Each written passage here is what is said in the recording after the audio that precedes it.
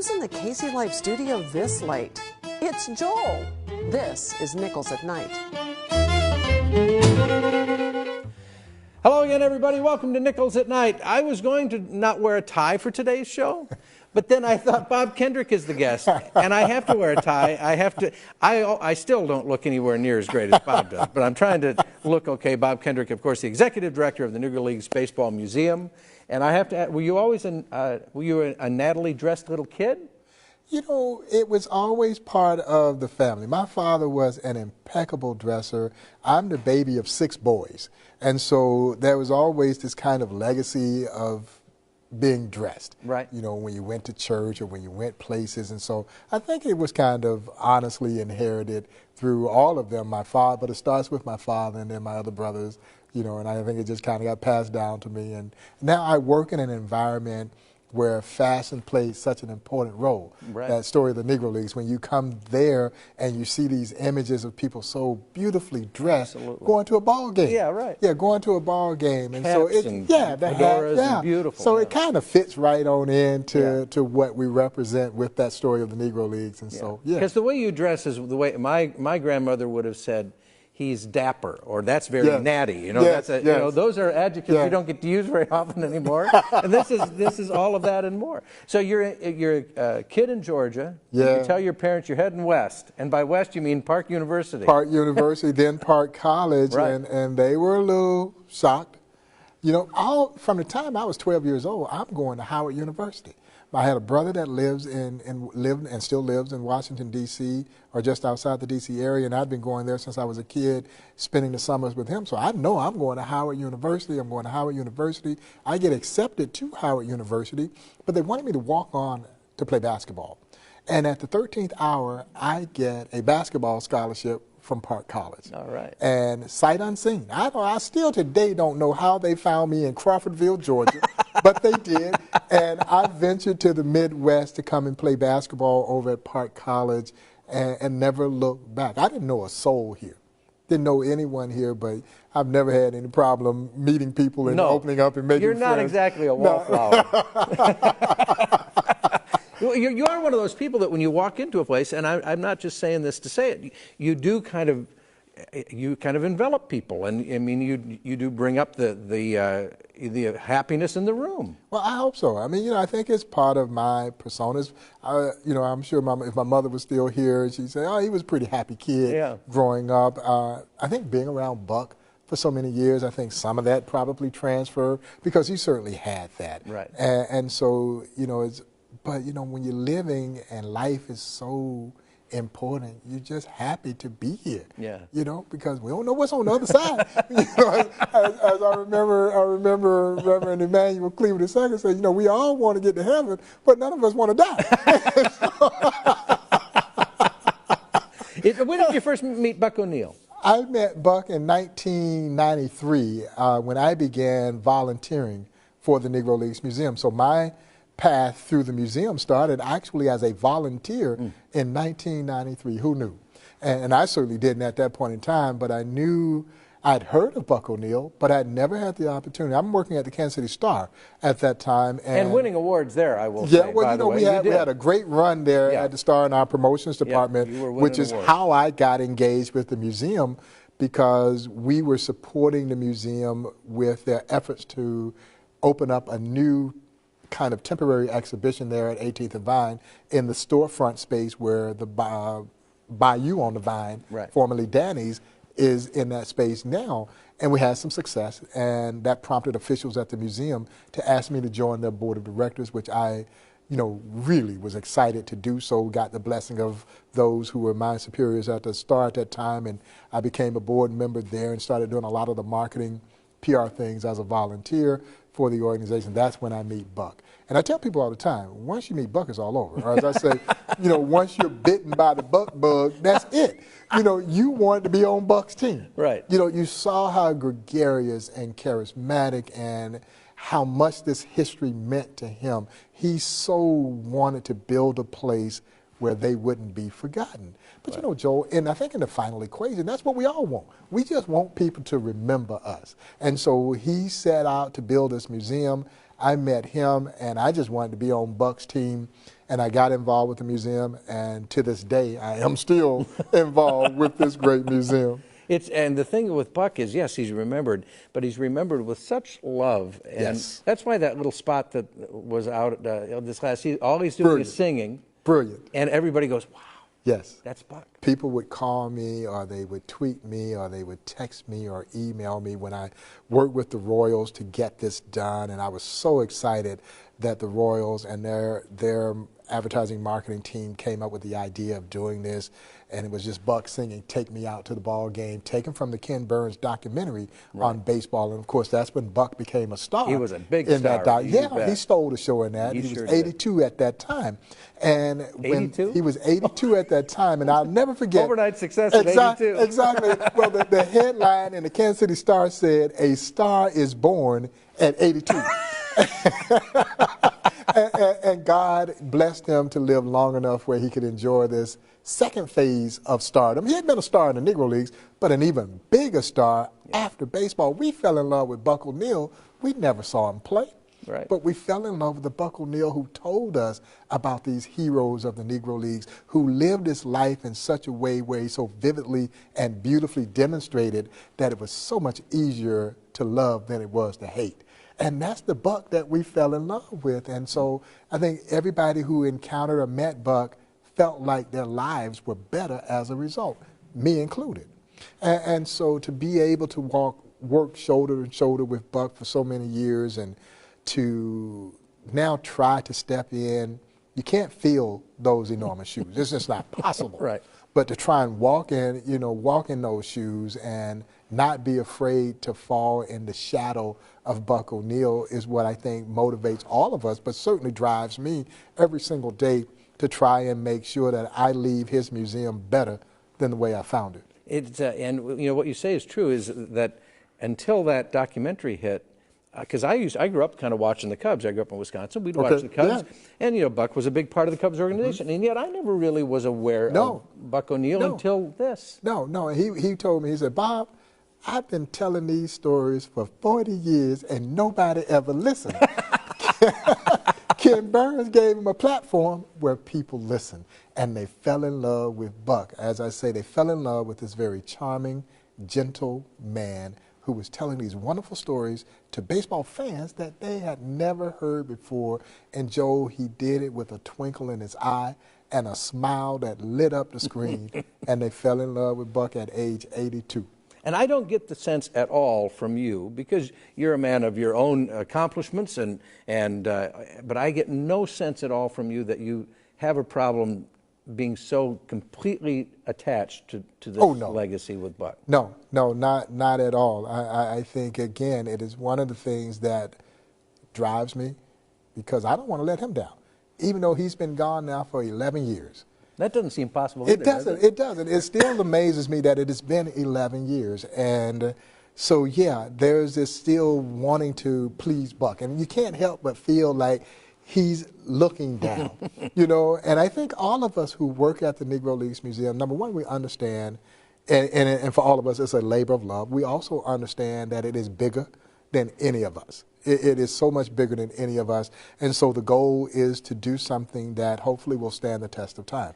And so in your own way, you leave a legacy if you're able to do that. And I think that motivates all of us each and every day to go out and try and build the absolute best museum that we can. We know that this history is so tremendously meaningful, and that for so many years people didn't know this story. Right. You should know the story of the Negro Leagues. You absolutely should know this story, because it is one of the greatest stories in the annals of American history, but it had been left out of the pages of American history books. So it escaped us until we built this great museum at Historic 18th and Vine. It really is one of the greatest and most wonderful stories of all, and yet in some ways one of the saddest stories. Yeah, it's so interesting, because you're right. We know that this story is built out of the ugliness of American segregation, a horrible chapter in this country's history. But as I like to tell people all the time, out of segregation rose this wonderful story of triumph and conquest. And it's all based on one small, simple principle. You won't let me play with you, then I'll just create a league of my own. But that is the American way. So America tried to prevent them from sharing in the joys of her so-called national pastime. The American spirit propelled and drove them to overcome that challenge. And that's exactly what they did. They didn't cry about the social injustice. They went out and did something about it. And to me, that is the message that we have to transfer and allow our children to experience that, because there's so many things that's going on in our world today, and our kids need to have this basis and this understanding of how others how they overcame adversity. Don't dwell on the adversity. Do something about it. It is just, you've got to, if you haven't been there yet, you have to get there. And anytime somebody comes into town to visit, you have to take them to the Nichols Museum. Please do. Please do. See, I'm going to be back talking a little more here coming up in just a little second. And we're back. We're talking about so much about life, about Buck O'Neill, about the Negro Leagues Museum with Bob Kendrick, who's here. And you have another passion, which is golf. It drives me crazy. What is it about that game that pulls you to it when it's going to drive you crazy? Well, and I think that's the thing, because as a former athlete and as a competitor, you try to carry that mindset really into everything that you do, in building a museum and trying to sustain and grow that museum. So you're naturally a competitor, and golf brings out that competitive juice, because it's a game that you can't master, but you want to. Right. Yeah, you want to, right. And it drives me crazy. I don't know. And you got to be honest too. Because you penalize yourself in this. It's the only sport I know that you penalize yourself. Right. It is truly a game of integrity, and it is you versus the course. And I just love it. The first time I hit that golf ball, and I was working for the Kansas City Star, and I was still calling myself trying to play basketball. I'm limping in, weekend warrior. You're hurt all week, and then you heal just in time to do it all over again. And a couple of guys there at the paper said, "Man, put that basketball down." They gave me golf clubs. I still had that old persimmon wood in my garage now. Yeah. And the first time I hit that golf ball, I fell in love with it. And I've been swinging at it ever since. Sometimes you hit it, sometimes you don't, and it just drives you to the point where now I play every opportunity that I get. I've got a core group of guys that are great friends, and we travel on golf trips. And Buck and I had the joy of playing golf with Buck for so many years, because he knew every blade of grass, didn't he? At Swope, every blade of grass at Swope. And we had so many clients who became supporters of the museum. They wanted to play golf with Buck. And I think they thought that you were going to be out there with this old kind of feeble man. And then they realized that Buck could play. Right. And so he could still hit the ball really, really well all the way into his 90s. And so you can imagine a 90-year-old guy hits the ball, and he hits about 200 yards right down the middle. Now, all of a sudden, the pressure is on you. I can't let this 90-year-old man outdrive me. That's right. And they spraying it all over the place. And Buck, who is a very good-natured trash talker, he is talking trash. One of my favorite Buck golf stories, I was doing a presentation over at the Gladstone Chamber of Commerce. And we go over, and after, everybody got a Buck O'Neill story. Sure, so absolutely. After I'm done, people wanted to share stories with me. This guy comes over and says, I met Buck O'Neill. I said, "No, tell me." He says, "I'm over at Swope, and I'm on one of the holes, and I'm about to tee off, and I swing, and I just dribbled it off the tee. When out of nowhere, this old black man comes up to me, and he looks me dead in my eyes and says, 'You ever thought about taking up bowling?'" And he says he reached out and he gave me a hug. It was Buck O'Neill. That's a pretty good golf story right there. That sounds pretty good all the way around. Is there a moment for you during the course of a day where Buck seems particularly present for you, like when you're first at the museum, or when you leave, or when you're just walking through quietly? I think with the work that we're doing to build the Buck O'Neill Education and Research Center at the site of the Pacelle YMCA, and now with this Urban Youth Baseball Academy being built right behind the museum, and I know how much the opportunity for kids to play baseball of any race, but particularly for urban kids to have an opportunity to play the game that he loves so much. I think there are always moments throughout the day. There's not a single day that goes by that I don't think about Buck. It would be almost impossible to not think about Buck. But, as we have continued success in what we're doing, I think about him all the time. I draw a lot of inspiration. And like I said, I think he stands over my shoulder. He's helping make some of these difficult decisions that you know that come with this role. It ain't all fun and games. I know people think that it is, and well, it's not. It does look like you're having a lot of fun, Bob. And we are, but it's difficult to build a successful museum. You know, there's nobody opening museums because they're profitable. So you know, there's always a challenge. There's a challenge there involved with doing this, but you know, there's not a single day. Every time I walk into the museum, I think of Buck when I'm there, and you know, when we had the $1 million check presentation, when Major League Baseball and the Players Association earlier this summer. Yeah, that was special. Yeah, you know, you couldn't help but think about Buck and what this would mean to him, but all the other players who were involved with this organization who are now gone. You know, we're losing them. We're losing them at an alarming rate. Absolutely, absolutely. We're going to take a little break here. We're talking to Bob Kendrick about the Negro Leagues Museum, but also so much more. We'll be right back.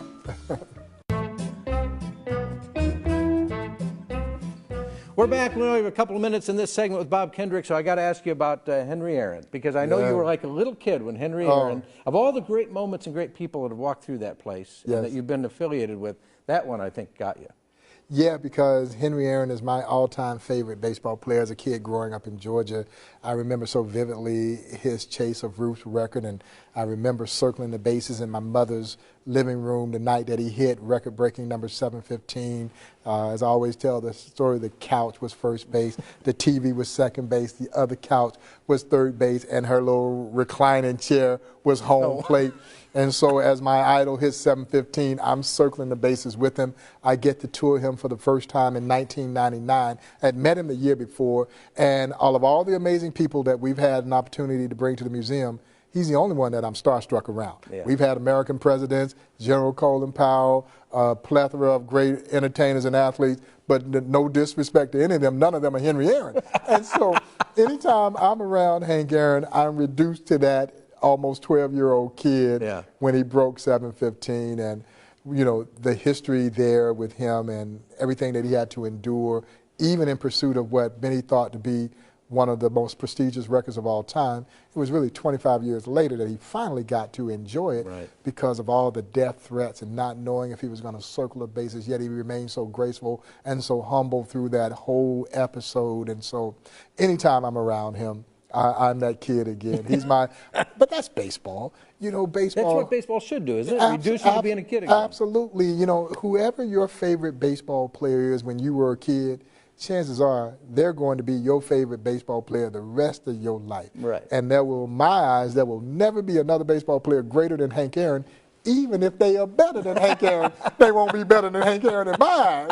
You know, but that's baseball. That, you know, my grandma loved Hank Aaron. She was a Milwaukee Braves fan. Yes, yes. You know, and so she followed him all the way through and just loved him. Yeah. And it's an interesting game because it does bring, like, my grandma loved baseball. That was something that you could connect with so many people about. Yeah, I don't think the other sports had that kind of romanticism that baseball had. I love them all. I love them all. I played basketball. But baseball, there's something really special about baseball. And so many people did not know that Henry Aaron's career began in the Negro Leagues. So when they come in and they see this little, very nondescript photograph of a young Hank Aaron standing at the train station in Mobile, Alabama, and Joe, all he has is a little duffel bag, going to go chase that dream. Yeah. He says, I had $1.50 in my pocket, maybe 2 changes of clothes in that bag, and a ham sandwich that my mama had made. Going to go chase that dream, way to your dream with the Indianapolis Classic. Another minute or so with Bob Kendrick when we come back. And we're here. We have less than a minute left with Bob Kendrick of the Negro Leagues Baseball Museum. So in less than a minute, tell people why we need to get there and see this place. Come see Negro Leagues Baseball Museum because it's America at its worst, but it's also America at its triumphant best. It is a precious piece of Americana that very few knew anything about. Bring your families to come in and bear witness to what is one of the most amazing, inspiring stories in the annals of American history, and it's all being chronicled right here in Kansas City, the birthplace of these leagues. So come down and see us. We're on the World Wide Web at NLBM.com. If you're so inclined, you can follow me on Twitter at NLBMPrez, P-R-E-Z. And of course, if you're inclined, you can follow him around the golf course and hear more stories. So Bob, we got plenty of stories. Joe, thank you so much for having me. Thank you. We'll be back next time on Nichols at Night.